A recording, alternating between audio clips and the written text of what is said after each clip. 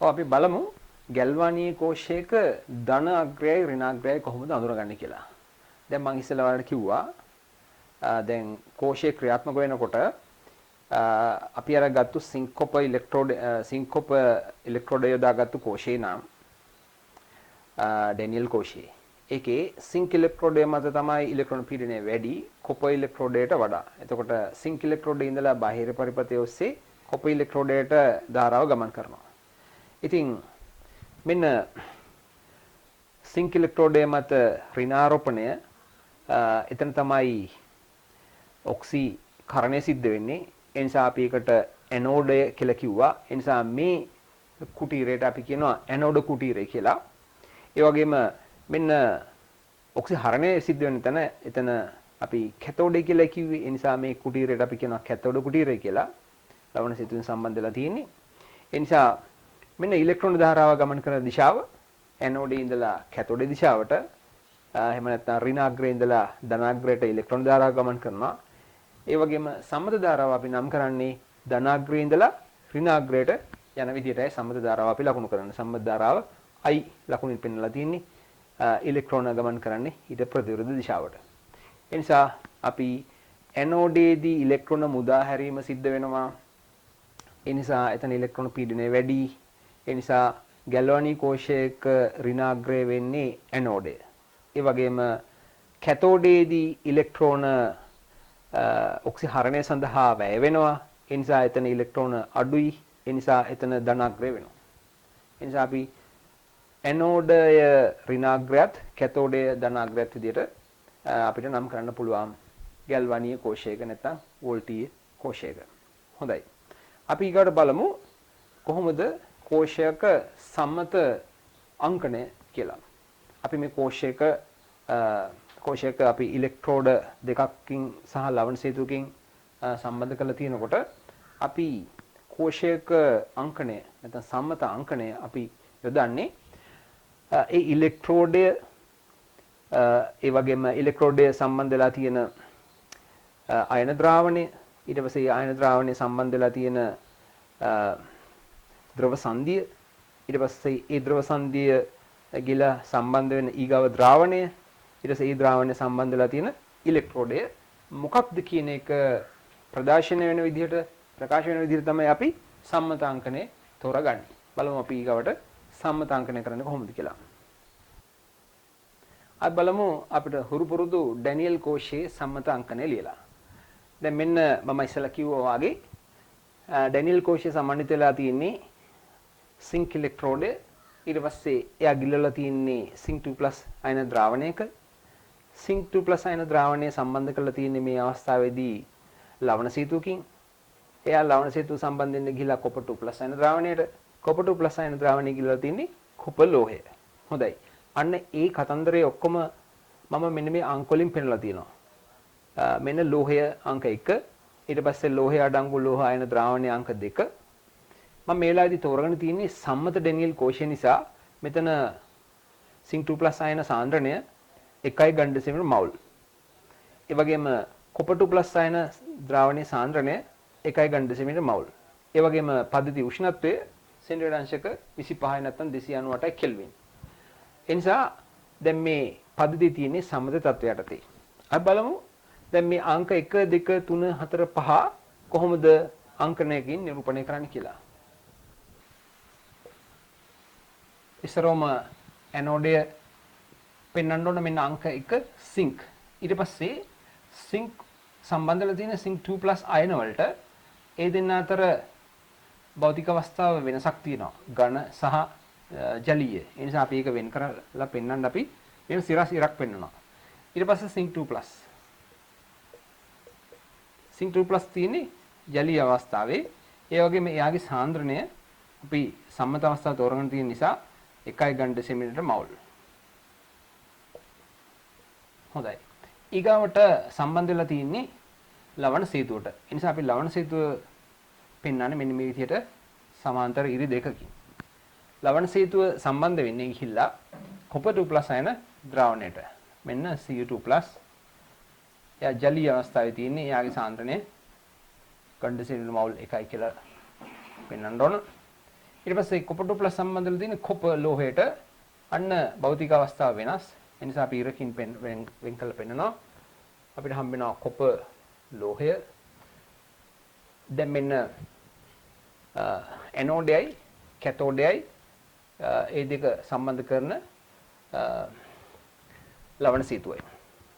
මේ විදිහට තමයි අපි ඩැනියල් කෝෂේ සම්මතාංකණය නිරූපණය කරන්නේ. අපි ඊගාට බලමු තවත් කෝෂයක සම්මතාංකණය.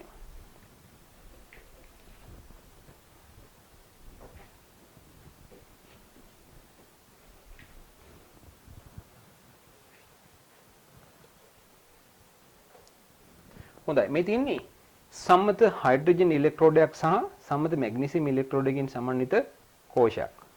බලමු අපි ඒකේ අංකණය. මේ තියෙන්නේ සම්මත මැග්නීසියම් ඉලෙක්ට්‍රෝඩය. මේකේ එතකොට Mg2+ අයන සාන්ද්‍රණය කන්ඩෙන්සර් මෝල් එකක් වෙන්න ඕන. ඒ වගේම මෙන්න මේ තියෙන්නේ සම්මත හයිඩ්‍රජන් සම්මත හයිඩ්‍රජන් ඉලෙක්ට්‍රෝඩ්. එතකොට එයාගෙත් H+ අයන සාන්ද්‍රණය කන්ඩෙන්සර් මෝල් 1යි. ඒ වගේම මෙන්න හයිඩ්‍රජන් වායුව මේකේ පීඩනය 1 atm. සාමාන්‍යයෙන් දැන් අපේ අලුත් මේ දවස්වල භාවිතා වන IUPAC සම්මත ක්‍රමය අනුව මෙයාගේ පීඩනය කන්ඩෙන්සර් මෝල් මෙයාගේ පීඩනය වායුගෝලී 1 එහෙම නැත්නම් 1 වැඩි කිරීම 10/5 පැස්කල් කියන එක අංකණේ ලකුණු කරන්නේ නැහැ. ඒ නිසා මම ඒක ලකුණු නොකර ඉන්න. නමුත් ඔයාලට දකින්න හම්බෙයි මීට කලින් ලියවිලා තියෙන පොත්පත්වල හයිඩ්‍රජන් වල පීඩනයත් සඳහන් කරලා තියෙනවා. හොඳයි. අපි පටන් ගමු සම්මතාංකණය ලියන්න මැග්නීසියම් එහෙම නැත්නම් ඇනෝඩින්. මැග්නීසියම් ඝනය ඊට පස්සේ භෞතික අවස්ථාව වෙනස් වෙන නිසා ඉරක් ඇඳ අපිට හම්බ වෙනවා මැග්නීසියම් 2+ එක්වස්. එයාගේ සාන්ද්‍රණය ගණ්ඩෙසිමීටර් මෝල් 1යි. ඊට පස්සේ අපිට හම්බ වෙනවා ලවණ සීතුව. අපි ඒක පෙන්වනවා මේ විදිහේ ඉරි දෙකකින්. ඊට පස්සේ හම්බ වෙන්නේ අපිට H+ එක්වස්. එයාගේ සාන්ද්‍රණය ගණ්ඩෙසිමීටර් මෝල් 1යි. ඊට පස්සේ H2 හම්බෙන්නේ. දැන් මෙතන භෞතික අවස්ථාව වෙනස්. අපි ලකුණු කරන්නේ H2 ගෑස් විදිහට. මේ අවස්ථාවේදී අපි බාහිර පරිපථයට සම්බන්ධ වෙන්නේ මෙන්න මේ ප්ලැටිනම් ඉලෙක්ට්‍රෝඩය හරහා. මේ කොළ පණි පෙන්ලා තියෙන ප්ලැටිනම් ඉලෙක්ට්‍රෝඩය. ඒ නිසා අපි ඒක සඳහන් කරනවා සම්මතාංකණයේදී මෙන්න මේ විදිහට. ඒකත් වෙනත් භෞතික අවස්ථාවක තියෙන නිසා ඉරකින් වෙන් කළා ප්ලැටිනම් සොලිඩ් කියලා ලියනවා. හොඳයි. දැන් මේ සම්මත අංකණයට වඩා මේ සම්මත අංකණයේ වෙනස තියෙන්නේ මේ හයිඩ්‍රජන් කෝෂයේ තියෙන ප්ලැටිනම් අපි පෙන්වුම් කරලා තියෙනවා. හොඳයි. අපි බලමු තවත් කෝෂයක සම්මත අංකණය. මෙතන තියෙන්නේ සම්මත හයිඩ්‍රජන් ඉලෙක්ට්‍රෝඩය සහ ක්ලෝරින් ඉලෙක්ට්‍රෝඩය යොදාගෙන හදලා තියෙන කෝෂයක්. දැන් මේ කෝෂයේදී අපි හැම වෙලාවෙම පාවිච්චි කරන්න ඕන කෝෂයක් හදාගන්න සම්මත ඉලෙක්ට්‍රෝඩම නෙමෙයි. පොදුවේ අපිට ඉලෙක්ට්‍රෝඩයක් පෙන්වන්න පුළුවන් මේ අයන සාන්ද්‍රණ ගණ්ඩෙසිමීටර් මෝල් 1 කියන එක නැතුවත් අපිට ලියන්න පුළුවන්. ඉතින් මම මෙතනදී ඇත්තටම H+ අයන සාන්ද්‍රණය 1m කියලා ලියලා තියෙනවා. Cl- අයන සාන්ද්‍රණය 1m කියලා ලියලා තියෙනවා. මොකද මම තෝරාගෙන තියෙන්නේ සම්මත ඉලෙක්ට්‍රෝඩ දෙකක් නිසා. හැම වෙලාවෙම සම්මත තත්ත්වය අවශ්‍ය නැහැ. සාමාන්‍යයෙන් අපි පොදුවේ සම්මත තත්ත්වය නැතුව ලියන්න පුළුවන්. හොඳයි. දැන් මෙන්න අංකණය. මේ හයිඩ්‍රජන් ඉලෙක්ට්‍රෝඩේ අපි බාහිර පරිපථයට සම්බන්ධ වෙන්නේ මේ ප්ලැටිනම් වලින්. ඒ නිසා සම්මත අංකණයේදී අපි ඇනෝඩය ලියන්න පටන් ගන්න ප්ලැටිනම් වලින්. Platinum solid. ඊට පස්සේ අපිට හම්බෙන්නේ හයිඩ්‍රජන් ගෑස්. මේක ඇතුලේ තියෙන හයිඩ්‍රජන් ගෑස්. ඊට පස්සේ අපි යනවා H+ වලට. H+ එක්වස් කන්ඩෙන්සර් මෝල් 1යි. ඊට පස්සේ ලවණ සේතුව නිසා අපි මෙතන ඉරි කැලි දෙකක් අඳින්න ඕන. ඒ නිසා මම එතන ඉරි කැලි දෙකක් පෙන්눔 කරන්න. එතකොට මේ ද්‍රව සංදිය අපි පාවිච්චි කරලා තියෙන්නේ ලවණ සේතුවක්. ඒ නිසා ලවණ සේතුව පෙන්වන්න අපි ඉරි දෙකක් අඳිනවා. ඊට පස්සේ අපිට හම්බෙන්නේ Cl- අයන Cl- එක්වස් ගණ්ඩ සිල් මෞලිකයි. ඊට පස්සේ භෞතික අවස්ථාව වෙනස් වෙනවා වායු වලට. ඒ නිසා අපි ඉරක් ඇඳ. ඊට පස්සේ හම්බෙන්නේ අපිට Cl2 වායුව. Cl2 වායුවට පස්සේ අපි හම්බෙන්නේ ප්ලැටිනම් ඝනය. ප්ලැටිනම් ඉලෙක්ට්‍රෝඩය. හොඳයි. ඔන්න ඒ වායු ඉලෙක්ට්‍රෝඩ දෙකින් සමන්විත කෝෂයේ සම්මත අංකණය. අපි බලමු තවත් ඉලෙක්ට්‍රෝඩ එක සම්මත අංකණය. අපි සාකච්ඡා කරා ලෝහ අද්‍රව්‍ය ලවණ ඉලෙක්ට්‍රෝඩ සම්බන්ධයෙන්. ඒතර අපි කෝෂයක් හදාගත්තොත් ලෝහ අද්‍රව්‍ය ලවණ ඉලෙක්ට්‍රෝඩයක් සහ සම්මත හයිඩ්‍රජන් ඉලෙක්ට්‍රෝඩයක් පාවිච්චි කරලා අන්න ඒ කෝෂයේ සම්මත අංකණය අපි බලමු. මේ තියෙන්නේ හයිඩ්‍රජන් ඉලෙක්ට්‍රෝඩය, සම්මත හයිඩ්‍රජන් ඉලෙක්ට්‍රෝඩය. ඒ වගේම මේ තියෙන්නේ සිල්වර් ක්ලෝරයිඩ් ඉලෙක්ට්‍රෝඩය. එතකොට ඒ දෙක සම්බන්ධ කරලා තියෙන ද්‍රාවණය මේ වෙලාවේදී මම තෝරගෙන තියෙන්නේ පොදු ද්‍රාවණයක්. ඒතර පොදු ද්‍රාවණයක් තෝරගත්තාම අපිට ද්‍රව සංධියක් මේකෙදී අදාළ වෙන්නේ නැහැ. ඒ නිසා අපිට මේ ඉලෙක්ට්‍රෝඩ දෙක වෙන් කරන මේ භෞතික අවස්ථාවක් මේ එකම භෞතික අවස්ථාවක තියෙන එක්වස් සහ මේ H+ එක්වස් සහ මෙයාගේ Cl- එක්වස් එකම භෞතික අවස්ථාවක තියෙන්නේ. ඒ නිසා අපිට මෙතනදී මේ කොමාවක් දාලා ඒක වෙන් කරලා තියෙනවා. අපිට භෞතික අවස්ථාවේ වෙනසක් මේ ඇත්තෙත් නැහැ. ඒ වගේම එතනදී අපි යොදාගෙන තියෙන ද්‍රව සංධියකුත් නැහැ. ඒ නිසා අපිට මෙතන කොමාවකින් වෙන් කරන්න පුළුවන් මේ දෙක. ඉතිරි අංකණය අපිට හුරු පුරුදු විදිහටමයි යන්නේ මේ බලන්න. හයිඩ්‍රජන් වල ඉස්සරම අපිට හම්බෙන්නේ ප්ලැටිනම්. ඊට පස්සේ හයිඩ්‍රජන් වායුව. ඊට පස්සේ H+ අයන ද්‍රාවණය. මම මෙතන මේක පොදුවේ අරන් තියෙන මම මේක සම්මත අවස්ථාව නෙමෙයි අරන් තියෙන නිසා මම මෙතන H+ එක්වස් කියලා දාලා තියෙන ගණ්ඩසිරි මවුල් එකයි කියලා සඳහන් කරලා නැහැ. ඒ පොදු තත්වය. සාමාන්‍ය ඉලෙක්ට්‍රෝඩයක්. සාමාන්‍ය ඉලෙක්ට්‍රෝඩ දෙකක්.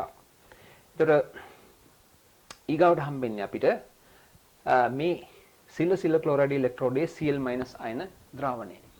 ඒ නිසා අපි Cl- එක්වස් කියලා ලිව්වා. දැන් H+ එක්වස් ඉඳලා සිල්වර් ක්ලෝරයිඩ් ඉලෙක්ට්‍රෝඩයේ Cl- ද්‍රාවණයට යනකොට අපිට හම්බුනේ නෑ මැදදී ද්‍රව සංධියක්. ඒ කියන්නේ ලවණ සේතුවක් හෝ ඩයෆ්‍රෑම් එකක් හෝ හම්බුනේ නෑ. ඒ නිසා අපි ඒක සඳහන් කළා නෑ. ඒ නිසා මෙතන කොමාවක් දාලා තියෙනවා. ඒ නිසා Cl- ට පස්සේ අපිට හම්බෙන්නේ AgCl. මේ බලන්න AgCl ස්තරයක් මේක ආලේප කරලා තියෙනවා. මෙන්න මේ සිල්ල කූරේ රිදී කූරක සිල්වර් ක්ලෝරයිඩ් ආලේප කරලා තියෙනවා. ඒ නිසා අපිට Cl- ද්‍රාවණයෙන් පස්සේ හම්බෙන්නේ AgCl.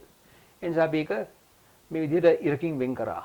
මොකද Cl- තියෙන ජලීය අවස්ථාවේ AgCl තියෙන්නේ ඝන අවස්ථාවේ නිසා. අපි ඒක ඉරකින් වෙන් කරලා AgCl ලියවා. ඊට පස්සේ AgCl ට පස්සේ හම්බෙන්නේ අපිට සිල්වර් කූර. ඒ දෙකම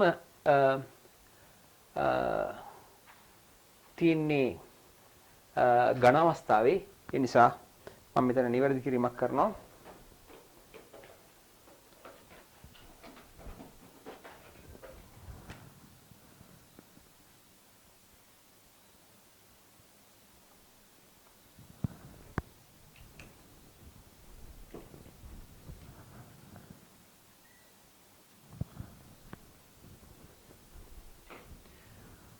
සිල්වර් ක්ලෝරයිඩ් ඝනය ඊට පස්සේ සිල්වර් ඉලෙක්ට්‍රෝඩය. ඒ විදිහටයි අපි මේ කෝෂයේ සම්මත අංකණය පෙන්වන්නේ. හොඳයි. දැන් අපි බලමු ඊට වඩා තරමක් වෙනස් ඉලෙක්ට්‍රෝඩයක්. මේ අවස්ථාවේදී මම තෝරගෙන තියෙන්නේ ඔයාලට මතක ඇති ඉලෙක්ට්‍රෝඩ වර්ග කීපයක් අපි සාකච්ඡා කරා. ඒ අතරින් අවසාන වර්ගයේ හතරවෙනි වර්ගයේ රෙඩොක්ස් ඉලෙක්ට්‍රෝඩ. රෙඩොක්ස් ඉලෙක්ට්‍රෝඩයක් යොදාගත්තු කෝෂයක සම්මත අංකණය අපි බලමු. අපි මේ අවස්ථාවේදී තෝරගන්නේ Fe3+ Fe2+ ඉලෙක්ට්‍රෝඩය සහ හයිඩ්‍රජන් ඉලෙක්ට්‍රෝඩය. එතකොට හයිඩ්‍රජන් ඉලෙක්ට්‍රෝඩයේ අංකණය අපි සුපුරුදු පරිදි ලිව්වා ප්ලැටිනම් සොලිඩ් ඉරක් H2 gas ඉරක් H+ equals කියලා. මම සම්මත අතහැරලා equals කියලා ලියලා තිනවා. සම්මත අවශ්‍ය නම් අපිට මෙතනින් ගණ්ඩසිරි මවුල් 1 කියන එක පෙන්වන්න කරන්න පුළුවන්. ඊට පස්සේ අපිට හම්බෙන්නේ ලවණ සේතුවක්. ඒ නිසා මෙන්න ලවණ සේතුව ද්‍රව සංධි විදිහට තියෙන ලවණ සේතුවක්. මෙන්න අපි ඒක පෙන්වන්න කරා. ඊට පස්සේ අපිට හම්බෙන්නේ Fe3+ අයන ද්‍රාවණය ජලීය මොන ලිව්වා. ඊට පස්සේ අපිට හම්බෙන්නේ Fe2+ අයන. Fe3+ අයන සහ Fe2+ අයන තියෙන එකම භෞතික අවස්ථාවේ ජලීය අවස්ථාවේ. ඒ නිසා අපිට අවශ්‍ය නැහැ ඒ දෙක වෙන් කරන්න ඉරක් අඳින්න අවශ්‍ය නැහැ. ඒ නිසා අපි ඒක කොමාවකින් වෙන් කරන්නේ. Fe2+ වලට පස්සේ අපිට හම්බෙන්නේ ප්ලැටිනම්. ඒ නිසා අපි ප්ලැටිනම් සොලිඩ් ලියව ඊගාවට. හොඳයි. අන්න ඒ විදිහටයි රෙඩොක්ස් ඉලෙක්ට්‍රෝඩයක් ආපුහම කෝෂයක සම්මත අංකණය කරන්නේ. හොඳයි. අපි කෝෂයක සම්මත ඉලෙක්ට්‍රෝඩ විභව අතර වෙනසින් අපි කෝෂයක විදුලි ගාමක බලය ලබා ගත්තා අපි සමීකරණයකින් අපි ඊළඟට පාවිච්චි කරේ EMF එහෙම නැත්නම් E cell සමානයි E cathode අඩු කිරීම E anode කියලා. දැන් අපි දැක්කා මේ සම්මත අංකණයේදී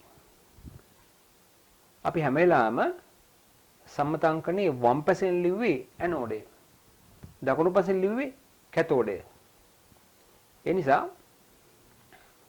අපිට මේ E cell සමාන E cathode ඍණ E anode කියන එක අපිට ආදේශ කරන්න පුළුවන් මෙන්න මෙහෙම. කැතෝඩය අපිට යෙදුනේ දකුණු පස නිසා අපිට මෙතන ලියන්න පුළුවන් RHE කියලා. ඒ කියන්නේ දකුණු පස ඉලෙක්ට්‍රෝඩය කියලා.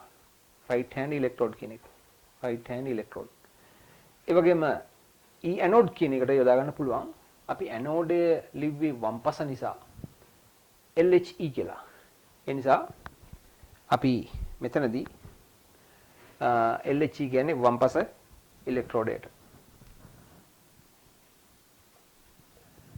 ඒ නිසා අපි ප්‍රශ්නයකට උත්තර එහෙම ලියනකොට E cell සමාන E cathode ඍණ E anode කියන සමීකරණය වගේම මේ සමීකරණයත් යොදා ගන්න අවස්ථාවක් තියෙනවා. E cell සමානයි මේ E cell වෙනුවට EMF යොදා ගන්නත් පුළුවන්. electromotive force කියන්නේ. ඒ කියන්නේ විදුලි ගාමක බලය. විදුලි ගාමක බලය එහෙම නැත්නම් E cell ඒ කියන්නේ කෝෂ විභවය සමානයි ERHE අඩු කිරීම ELHE. ඒ කියන්නේ දකුණු පස ඉලෙක්ට්‍රෝඩේ ඉලෙක්ට්‍රෝඩ විභවය අඩු කිරීම වම් පස ඉලෙක්ට්‍රෝඩේ ඉලෙක්ට්‍රෝඩ විභවය කියන එක. ඒ විදිහට ලියන්නත් පුළුවන්. මීට කලින් යොදාගත්තු ඉලෙක්ට්‍රෝඩයක් ඇසුරෙන් මේක පොඩ්ඩක් පෙන්වන්නම්. මේ බලන්න අපි සම්මත ඩැනියල් කෝෂයේ අපි සම්මත අංකණය ලියපු හැටි මතක් කරගමු. අපි මෙයාගේ සම්මත අංකණය ලිව්වේ සිංක් solid ඉරක් සිංක් 2+ equals 1 මෝල් ගන්න ඩෙසිමීටරයට. ඊට පස්සේ ලවණ සේතුව, ඊට පස්සේ copper 2+ ජලීය ගන්න ඩෙසිමීටර මෝල් 1යි. ඊට පස්සේ අපිට හම්බ වෙනවා copper ඉලෙක්ට්‍රෝඩය. හොඳයි. දැන් මේ විදිහට ලියපුවාම බලන්න මේ ලවණ සේතුවෙන් දෙපැත්තේ තියෙන්නේ මොනවද කියලා. මේ මගේ වම් අත පැත්ත, වම් අත පැත්තේ තියෙන්නේ ඇනෝඩය. ඇනෝඩය. ඒ වගේම දකුණු අත පැත්තේ තියෙන්නේ කැතෝඩය. ඒ නිසා තමයි අපි මෙතනදී සමීකරණය වෙනස් කරගත්තේ. E cathode වෙනුවට ඉතින් cathode ඒක තියෙන දකුණු පැත්තේනේ. ඒ නිසා RHE කියලා ලියුවා. right hand side කියන්නේ. ඒ වගේම මේ තියෙන anode වෙනුවට අපි ලියුවා ELHE කියලා. ඔය විදිහට. ඒ නිසා අපි සම්මත අංකණය දන්න නිසා අපි මේ සමීකරණය වෙනුවට මේ සමීකරණයත් පාවිච්චි කරනවා. හොඳයි. දැන් මම ඊගාවට ඔයාලා මේ ලබාගත්තු දැනුමින් දැන් මම ඔයාලට ගැටලුවක් යොමු කරනවා. මේ බලන්න මේ රූප සටහනින් පෙන්වන්නේ එකම ඉලෙක්ට්‍රෝඩය ක්‍රම දෙකකට පෙන්වලා තියෙන්නේ. ඔයාලා දන්න මේ ඉලෙක්ට්‍රෝඩය මොකක්ද කියලා. මේ සිංක් සහ කොපර් වලින් හැදෙන ඉලෙක්ට්‍රෝඩයට අපි කියන්නේ ඩැනියල් කෝෂය කියලානේ. සිංක් ඉලෙක්ට්‍රෝඩයයි කොපර් ඉලෙක්ට්‍රෝඩය යොදාගෙන හදන කෝෂයට අපි කියන්නේ ඩැනියල් කෝෂය කියලා. එතකොට මේ ඩැනියල් කෝෂයේ නිර්මාණය කරන්න පුළුවන් ක්‍රම දෙකක් තමයි තියෙන්නේ. මේ තියෙනවා සංවෘත භාජනයක් තුල සිංක් ඉලෙක්ට්‍රෝඩය සහ කොපර් ඉලෙක්ට්‍රෝඩය ගිලවලා තියෙනවා. ඒ වගේම සිංක් ඉලෙක්ට්‍රෝඩය සම්බන්ධ කරලා තියෙන්නේ මේ සවිවර බඳුනක තැම්පත් කරපු සිංක් සල්ෆේට් ද්‍රාවණයකට. ඒ වගේම කොපර් ඉලෙක්ට්‍රෝඩය සම්බන්ධ කරලා තියෙන්නේ කොපර් සල්ෆේට් ද්‍රාවණයකට. ඒතර කොපර් සල්ෆේට් ද්‍රාවණය සහ සිංක් සල්ෆේට් ද්‍රාවණය සම්බන්ධ කරලා තියෙන්නේ මෙන්න මේ සයවර බඳුනෙන් තමයි වෙන් වෙලා තියෙන්නේ. දැන් මෙයාගේ සම්මත අංකණය ලියන්න. ඊට පස්සේ මේ තියෙන්නේ ඩැනියල් කෝෂයක්. ඒකේ කන්ස්ට්‍රක්ෂන් එක වෙනස්. ඊට වඩා වෙනස් ක්‍රමයකට ඒක නිර්මාණය කරලා තියෙන්නේ. ඒකේ වෙන් කරපු භාජන දෙකක් තියෙනවා. ඒ දෙක සම්බන්ධ කරලා තියෙන්නේ. නැත්නම් ද්‍රාවණ දෙක සම්බන්ධ කරලා තියෙන්නේ. අපි ඒකට කියන්නේ විද්‍යුත් විච්ඡේදයනේ. විද්‍යුත් විච්ඡේදය සම්බන්ධ කරලා තියෙන්නේ ද්‍රව සංධිය විදිහට ලවණ සේතුවක්. ලවණ සේතුවකින් සම්බන්ධ කරලා තියෙන්නේ. දැන් මෙයාගේ සම්මත අංකණය ලියන්න. හොඳයි. ඔයාලා ලියපු උත්තරේ මෙන්න මේකද කියලා බලන්න. බලන්න මෙතන තියෙන්නේ සයවර බඳුනක්. ඒ නිසා සිංක් solid ඊට පස්සේ සිංක් 2+ equals ඊට පස්සේ අපි ද්‍රව සංධි විදිහට තෝරගෙන තියෙන සයවර බඳුනක් නිසා ඒක පෙන්වන්නේ මෙන්න මේ විදිහේ කඩේරකින්. ඊට පස්සේ අපිට හම්බෙන්නේ සිංක් කොපර් සල්ෆේට් ද්‍රාවණය. මෙන්න කොපර් 2+ අයන එකේ තියෙන කොපර් 2+ අයන නිසා. ඊට පස්සේ කොපර් 2+ අයන තියෙන ජලීය අවස්ථාවේ අපිට ඊගාවට හම්බෙන්නේ කොපර් ලෝහයේ ඝන අවස්ථාවේ ඒ දෙක වෙන් කරන්න අපි මේ ෆේස් බවුන්ඩරි එක මෙහෙම solid line එකකින් පෙන්නලා තියෙනවා. හොඳයි. එයාගේ අංකනේ ඒ විදිහයි. ඒතර මෙයාගේ අංකනේ. ඇත්තටම මේකේ නිර්මාණය වෙනස් වුණාට මේකේ තියෙන එකම වෙනස මේකට යොදාගෙන තියෙන ද්‍රව සංධිය වෙනස්. ද්‍රව සංධිය මෙතනදී ලවණ සේතුවක්. ඒ නිසා ලවණ සේතුව අපි සංකේතවත් කරන්නේ ඉරි දෙකකින්. ඒ නිසා ඉතුරු සංකේත ඒ විදිහමයි ලවණ සේතුව විතරක් වෙනස් වෙලා තියෙනවා. ඒ නිසා මෙන්න යාගේ සම්මත අංකණය. හොඳයි. දැන් මම ඔයාලට තවත් ගැටලුවක් යොමු කරනවා. ඒක ඔයාලට විසඳන්න පුළුවන් කියලා බලන්න ඉස්සෙල්ලා. මෙන්න ගැටලුව. පහත දැක්වෙන කෝෂ ප්‍රතික්‍රියාව සලකන්න. කෝෂ ප්‍රතික්‍රියාව විදිහට ඔයාලට දීලා තියෙන්නේ කොපර් solid සහ සිල්වර් plus aqueous ප්‍රතික්‍රියා කළා කොපර් 2+ aqueous සහ සිල්වර් පරමාණු හැදෙන ප්‍රතික්‍රියාවක්. මේක රෙඩොක්ස් ප්‍රතික්‍රියාවක් නේ. දැන් ඔයාලගෙන් අහලා තියෙන ප්‍රශ්නේ පළවෙනි කොටස මෙහි අර්ධ කෝෂ ප්‍රතික්‍රියා ලියන්න. දෙවෙනිට අහනවා සම්මත කෝෂ අංකණය ලියන්න කියලා. ඊට පස්සේ කෝෂ විභවය සඳහා ප්‍රකාශනයක් ලියන්න. කෝෂයේ විද්‍යුත් ගාමක බලය ගණනය කරන්න. ඒ සඳහා ඔයාලට සපයලා තියෙනවා ඉලෙක්ට්‍රෝඩ වල සම්මත ඉලෙක්ට්‍රෝඩ විභව. සිල්වර් වල ඉලෙක්ට්‍රෝඩ විභවය ධන 0.8යි. ඒ වගේම කොපර් ඉලෙක්ට්‍රෝඩයේ සම්මත ඉලෙක්ට්‍රෝඩ විභවය ධන 0.34යි වෝල්ට්. ඒතර මේ දෙකම ධන අගයන්. හොඳයි. ප්‍රශ්නෙට උත්තර ලියන්න. මම ඊට පස්සේ සාකච්ඡා කරන්නම්. ඔයාලගේ උත්තර ගැලපෙනවද කියලා බලන්න. හොඳයි. බලන්න දැන් මේ ප්‍රශ්නය. මේකේ පහත දැක්වෙන කෝෂ ප්‍රතික්‍රියාව සලකන්න කියලා තියෙනවා. කෝෂ ප්‍රතික්‍රියාව විදිහට දීලා තියෙන්නේ copper solid plus 2 Ag plus aqueous produce Cu2 plus aqueous plus 2 silver solid. හොඳයි.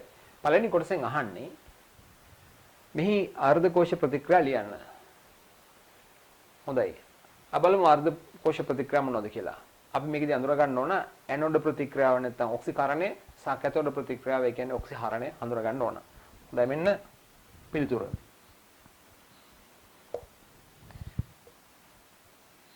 ඔක්සිකරණය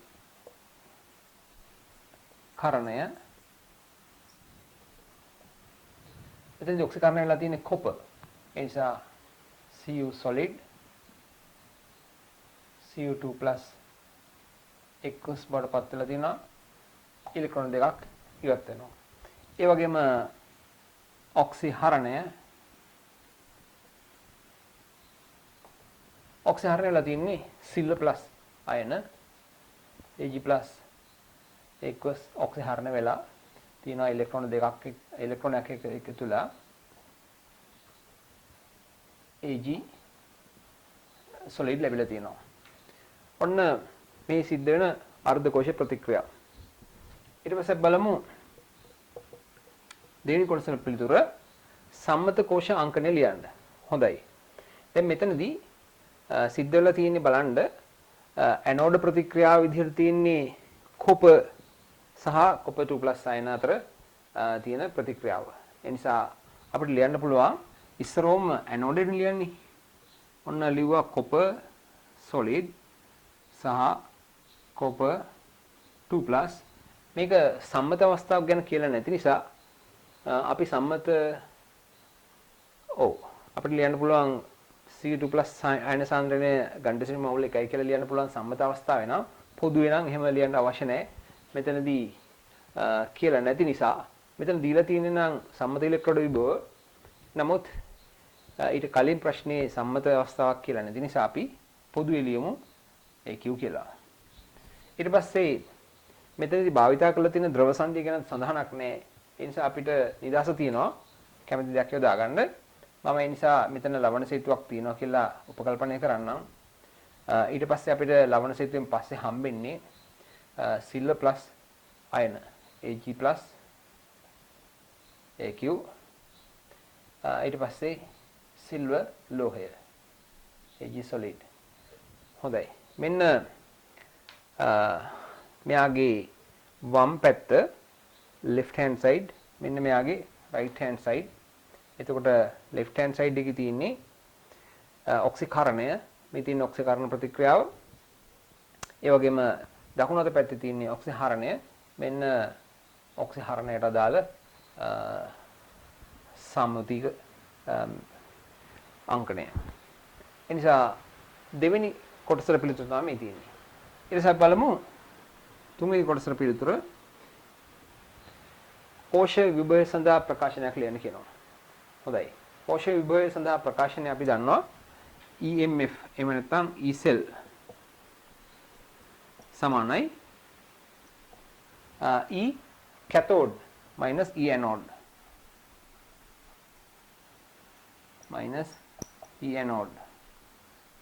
ඉතින් අපි හරියටම දෙනවා නම් ස්පෙસિෆිකලි අපිට කියන්න පුළුවන් E cathode කියන්නේ මොකක්ද කියලා.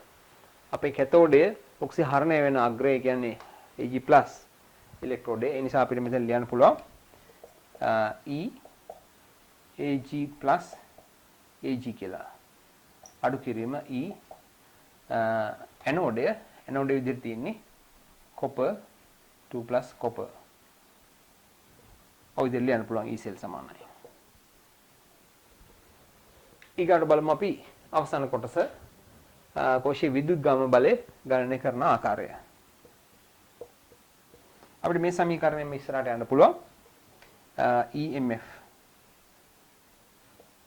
සමානයි සිල්වර් වල ඉලෙක්ට්‍රෝඩ විභවය දීලා තිනවා අපිට ධන 0.8 කියලා.